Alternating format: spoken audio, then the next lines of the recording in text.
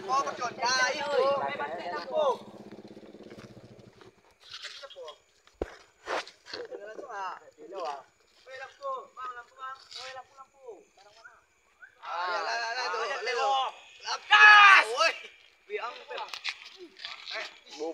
Boom. Buat tiap kereta akhiran. Ada orang. Woi, sabar dulu, woi.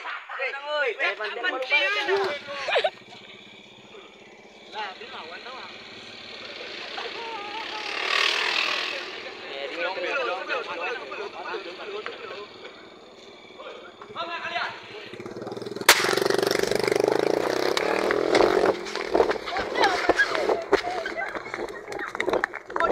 Pantai ada tembak. Ada rombongan saya kau. Mangak kan tembak mah. Iya. Entek mah. Angin ya.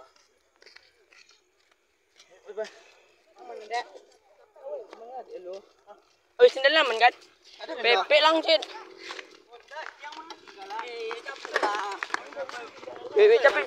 Capek sih anjang, capek sih. Pantai senapan anjing hari. Pantai sendal anjing. Pantai sendal baru ah. We kontolan. We trompan pantai. Kocek suy. Mendapatkan senapan ke dalam garasi.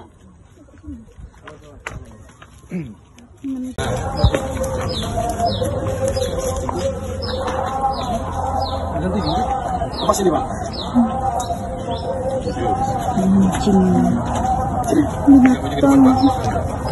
Apa memeriksanya sesuai rekaman CCTV? Senjata dua taruh. Enggak. Udah. Senjata ini masih dipegang? Masih dipegang. Bunga. Coba. Oke. Apa ya, Ding? Dari tempat korban. Hah? Yang tempat Bapak korban. RT korban, Pak. RT. Ya. Iya.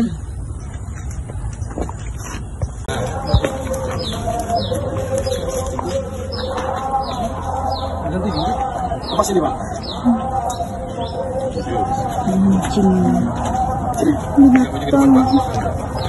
Apa memeriksanya sesuai rekaman CCTV? Senjata dua taruh. Enggak. Udah. Senjata ini masih dipegang? Masih dipegang. Bunga. Coba. Oke. Apa ya, Ding? Dari tempat korban. Hah? Yang tempat Bapak korban. RT korban, Pak. RT. Ya. Iya.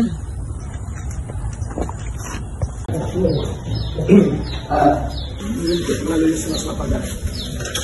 Ini masih ke bawah. Anjing ya. Nomor lima. Anjing biadab. Manusianya. Tersangka mengisi dalam pagar rumah. Tersangka dengan terlebih dahulu mengintip melalui sela-sela pagar dan kemudian mendidik atau mengarahkan senapan ke arah kerumunan anak-anak yang sedang melakukan perkelahian adu tanding. Anjing ya. Coba kasih tahu Manusia gimana diadab. posisi korban pada saat itu? Di belakangnya mengarah ke saksi. Kemudian melakukan tembakan dan mengenai korban. Anjing emang. Baik, Bu, bisa Bu ceritakan kronologi perkara tentang kejadian? Bisa. Silakan. Saya atas nama keluarga almarhum, nama saya Nagiati, tinggal di Kualu, Jalan Sayu Panam. Saya tidak menerima keadilan yang dituntut selama 4 tahun. Setelah 3 kali sidang saya mengikuti. Kasusnya seperti ini, cucu saya ditembak mati di tempat oleh pelaku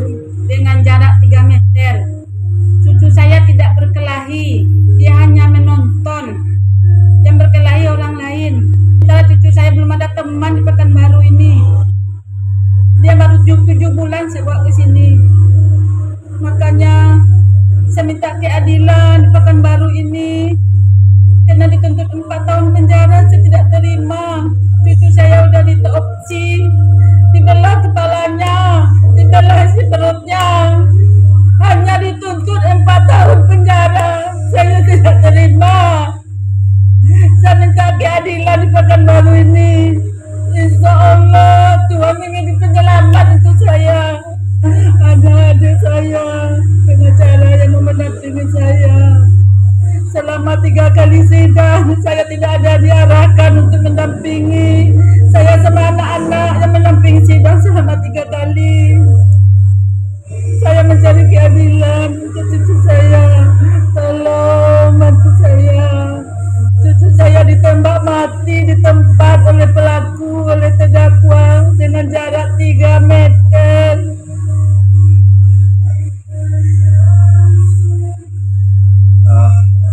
Empat tahun untuk satu pembunuhan memang makanya itu miris akan penjara. Ya, ini kira-kira apa yang bisa dilakukan ke depannya? Jadi sudah sama-sama kita dengar tadi keterangan dari nenek korban, nenek almarhum Ihsan ya. Beliau mengatakan bahwa cucunya tidak berkelahi, dia cuma menonton, tiba-tiba pelaku berteriak, "Kalian saya tembak," kira-kira begitulah. Dan langsung melakukan penembakan. Mestinya diusir aja atau disuruh pergi, anak-anak itu sudah takut gitu. Karena ada di rekaman video kita melihat itu bukan tawuran tapi perkelahian antara 2 orang anak. Nah jadi berdasarkan keterangan dan informasi yang kita dengar bahwa telah terjadi 3 kali persidangan. Nah di situ tuntutan yang ditujukan untuk pelaku 4 tahun ya. Nah saya baru bertemu dengan si ibu klien saya yang Tessa ya, Tessa klien saya, anak ibu ini ponakan atau tantenya almarhum Ihsan telah memberikan kuasa kepada saya ya. Ya, saya sebagai kuasa hukumnya, nama saya Rusdi Bromi. Di sini saya menyatakan bahwa pelaku menembak dengan senapan angin ke arah anak-anak dari jarak dekat hingga mengenai kepala korban yang menyebabkan korban meninggal dunia. Seharusnya tidak hanya dijerat dengan pasal 351 KUHP.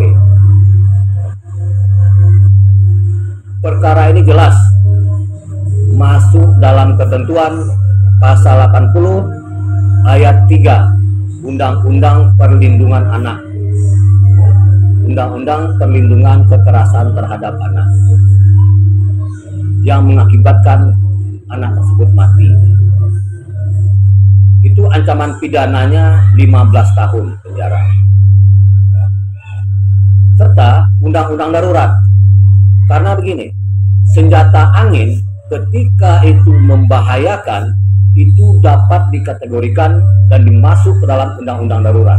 Mestinya tuntutan itu tidak boleh ringan supaya menimbulkan efek jera bagi para pelaku kejahatan. Itu mestinya tuntutan 15 tahun penjara dan denda 3 miliar rupiah.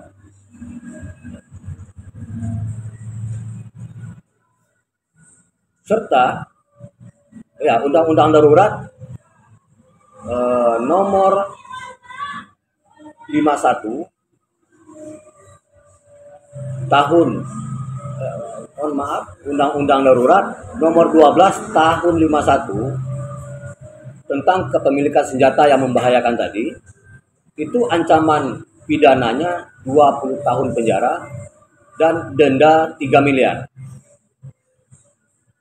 Oleh karena korban adalah anak-anak yang berusia 14 tahun. Seharusnya aparat penegak hukum bukan memilih pasal atau tuntutan yang ringan. Kemudian tuntutan jaksa yang hanya 4 tahun penjara dan denda 20 juta rupiah itu tidak proporsional dan tidak sesuai dengan fakta hukum serta jauh dari rasa keadilan masyarakat. Kami meminta majelis hakim untuk menggali nilai-nilai keadilan masyarakat dan menjatuhkan putusan yang setimpal dengan perbuatan pelaku dengan menggunakan dasar hukum yang tepat. kami akan terus mengawal kasus ini dan menempuh langkah hukum yang diperlukan, termasuk mengajukan pengaduan ke lembaga pengawas apabila terdapat indikasi kejanggalan dalam penanganan perkara.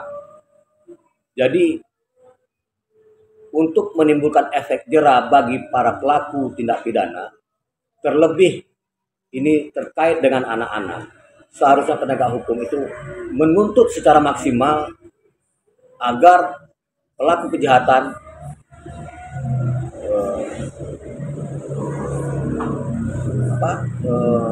ada efek jerahnya lah gitu, dan kejadian-kejadian serupa tidak terjadi lagi di kemudian hari. Ini bukan soal keadilan terhadap almarhum, tetapi keadilan untuk seluruh rakyat, keadilan untuk anak-anak kita, generasi muda, keadilan untuk semua. Jadi kita berharap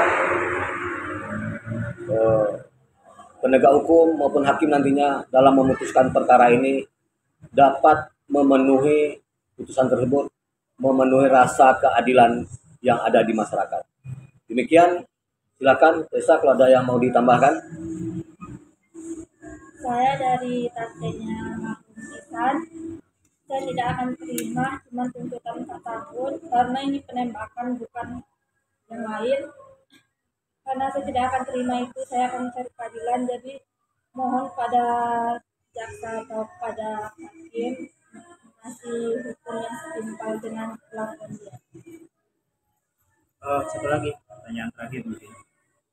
Mirisnya hukum di Indonesia, tajam ke bawah, jempol ke atas. Saya dengar itu kan si pelaku adalah salah satu ASN. Sementara kita tahu kalau ASN itu harus sekian tahun masuk penjaranya baru dipecat.